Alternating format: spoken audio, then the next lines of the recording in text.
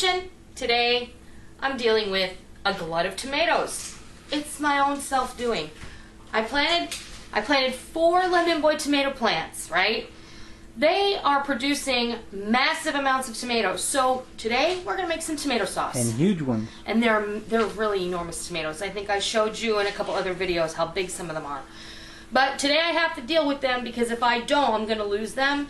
And in the past, I have actually just tossed some tomatoes, whole tomatoes, in Ziploc bags and put them in my freezer to deal with later. They're great because you can peel them after they thaw. The peel comes right off. And you can just core them and do what you want with them. But today I'm going to go ahead and make sauce because I think I'm just going to go ahead and use that sauce for dinner. Maybe we'll have pasta, maybe we'll have some eggplant melts or something. We'll figure that out later. But I've just kind of took out a big pot and I'm dealing with this. So you can see over here, I'm going to deal with this giant one. You see this one? Split at the bottom, and it's because it was just so large. But what we're going to do, we have to core these, right? I'm not peeling my tomatoes. And some people are of a different school of thought. There's a lot of nutrition in these skins. My tomatoes are all organic.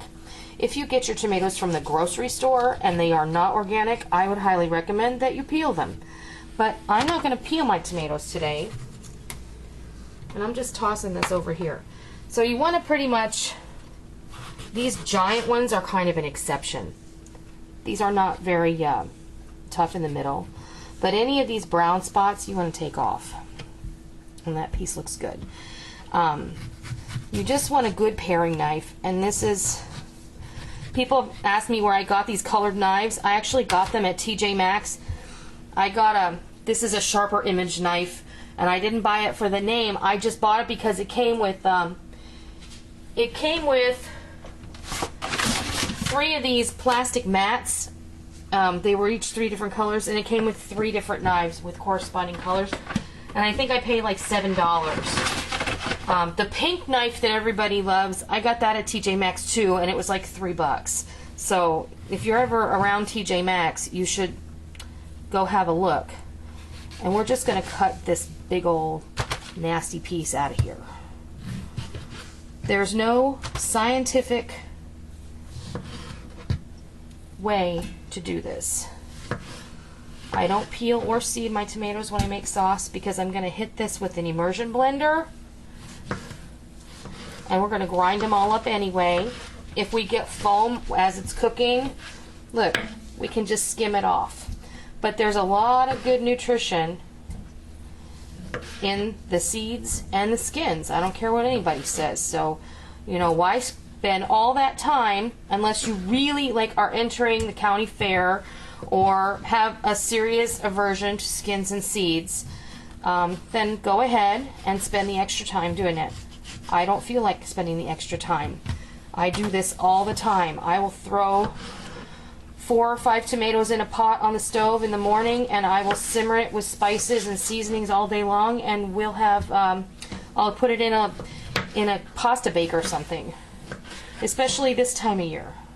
I'm just tossing them in a pot, getting them out of the way. Let's see, bring it over.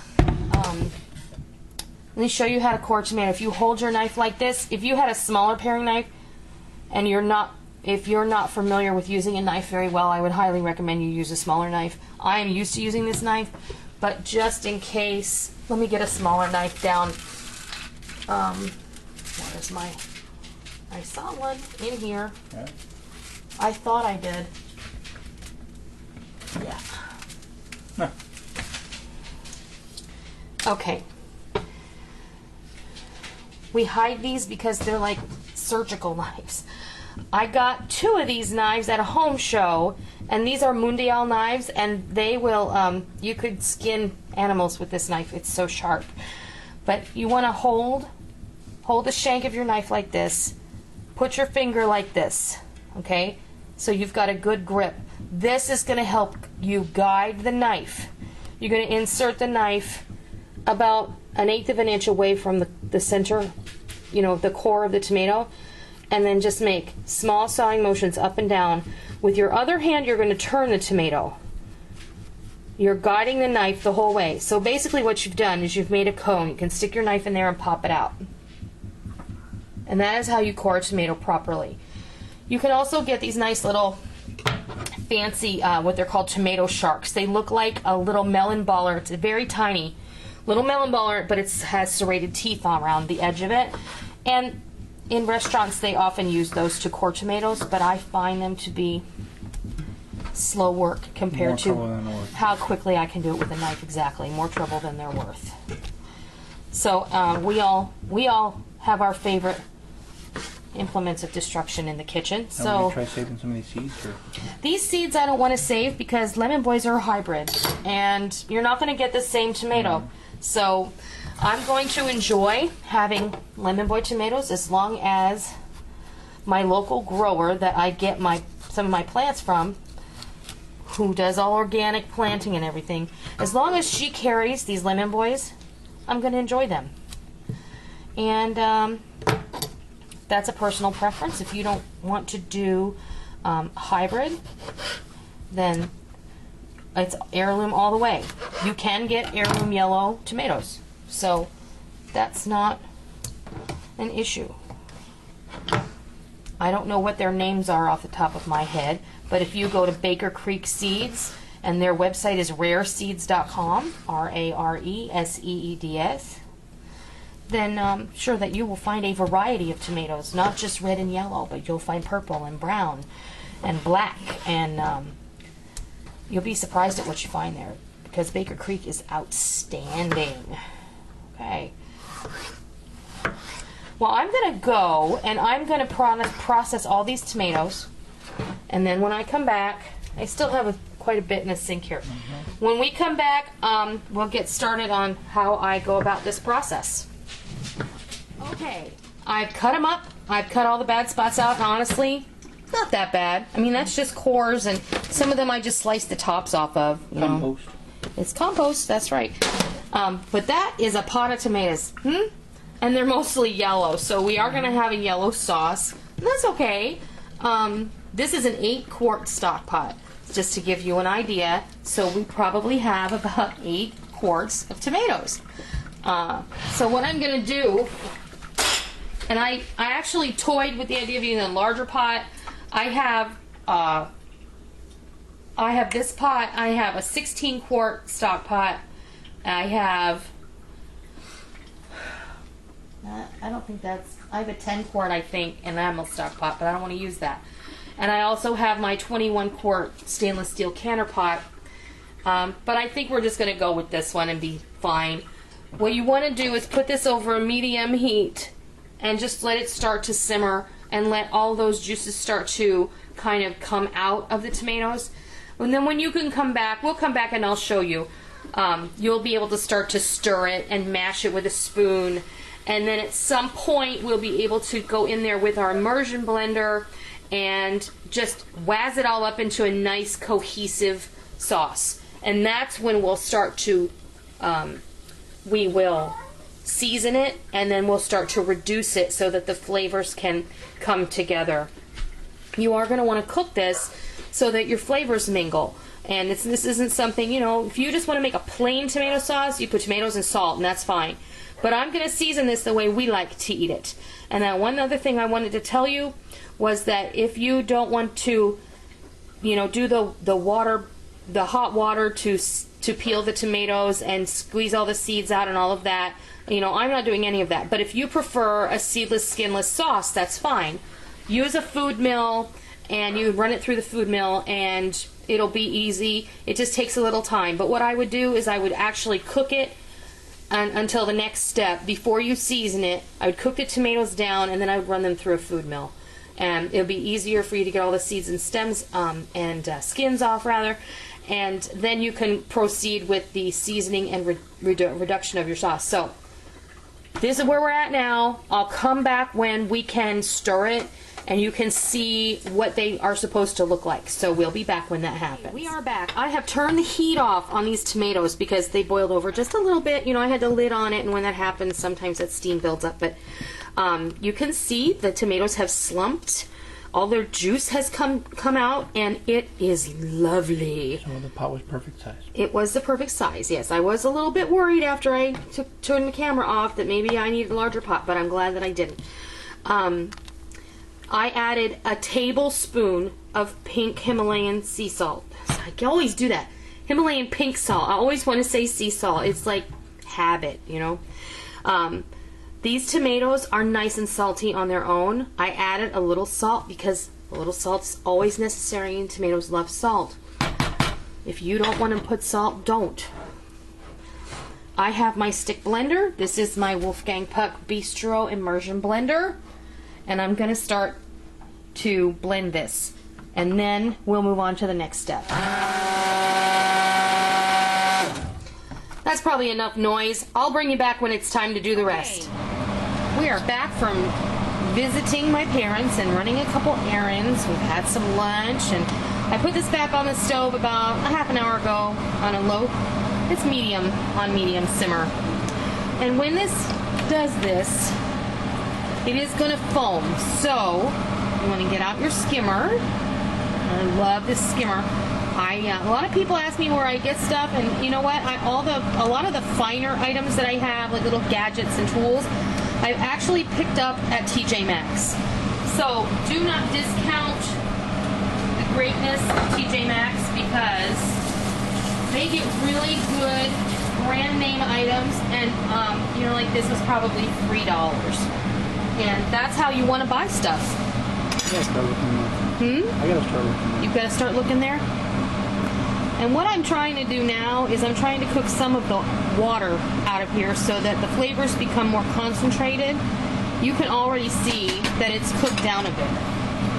Now, what I'm going to do is I'm going to add a bit of salt. Not that much salt. About another teaspoon or so. You don't want to add too much salt to it. What I have in here is 2 tablespoons each of basil and oregano that are dried, and about a teaspoon of red pepper flake. That is completely up to you. Give that a stir. And this is the point where you want to start to season your sauce. This way, as it's reducing, all those flavors are going to meld together, and you're going to have a really delicious end product. And you can use fresh herbs. I just don't see the point in going out in my garden and pulling out fresh herbs when I can use those in salads and fresh applications, and the dry is much more appropriate in a situation like this. What I have here is 2 tablespoons each of granulated garlic and onion powder. And that, of course, is to taste. I may actually end up adding more garlic later, but for now, we're going to start out with 2 tablespoons. There is a lot of tomato here, so I'm going to put in a half a cup of sugar, because all good spaghetti sauce has a little bit of sugar in it. That, again, is a personal option. You don't have to if you don't want to. My nanny and my mom always put sugar in their spaghetti sauce. It really does offset the acidity of the tomatoes. They can do this with the red tomatoes too. Absolutely. It doesn't matter what color your tomatoes are. Red, green, yellow, purple, black, brown, it doesn't matter. And then I'm just going to keep it on medium heat. I'm going to put the splatter shield on it, and I'm going to walk away, and I'm going to come check it in about a half an hour, and I'm just going to let it reduce until it's the thickness I desire. When it is coating the back of this spoon, and I can run my finger through it, and it leaves a line, that's the nappe that I wish for it to have. So then I'll know it'll be ready, and I can get ready to have my dinner later. So we're going to go, and I'll be back later. Back, and it is like 3 hours later, and I have fished out the parmesan rinds. Feel free to snack on those. They're really delicious, actually. They're a little tough. But it's tasty. And you only don't eat the outer part. There's a lot of cheese on here, but basically it's imparted itself, and it's fat and its flavor all into the sauce. You can see that the sauce has reduced by about 50%. So maybe maybe a little less than that, but She brought me a little taste and OMG. yeah, it's really good. The only things that I added to it while I was off camera are 2 tablespoons each of a good quality extra virgin olive oil and a good quality balsamic vinegar. Whatever you like. And you don't have to add those if you don't want to. I think it adds to the depth of flavor. I also felt like it needed more garlic, so I added an additional tablespoon of garlic powder. But I have to tell you, this is excellent. Yeah, it's not red and it doesn't look like your traditional tomato sauce, but I cannot tell you how great this is. It's positively wonderful. And the best thing is we got a whole lot more tomatoes coming. We do, and this can easily be canned. But because of all the additions I've made to this, I would pressure can this for sure. And I would pressure can it. I would probably pressure can this in pints. Because then I could share it, and then I would be able to stretch it further. Because I would just use this to lightly dress a nice pasta. And tonight for dinner, we're going to have something I'm going to do a video of as well. We're going to have some eggplant melt sandwiches for dinner, and I'm going to use this on those. So that is our little adventure in making tomato sauce. This is my way. You can choose to do it your way. You can skin them and seed them. You do that however you want. We talked about that already before. So I hope this inspires you to try something on your own. If you're growing a garden and have a glut of tomatoes, it's always nice to share, but one of the reasons that we're having gardens is so that we can feed our families and stretch our dollar too. Because if you priced heirloom tomatoes in the grocery store, they're almost untouchable. About $6 a pound from what I understand. So that's my tomato sauce. I hope you try it and I hope you love it, whether it's red, yellow, purple, brown, green, or orange. And until next time, I'll see ya!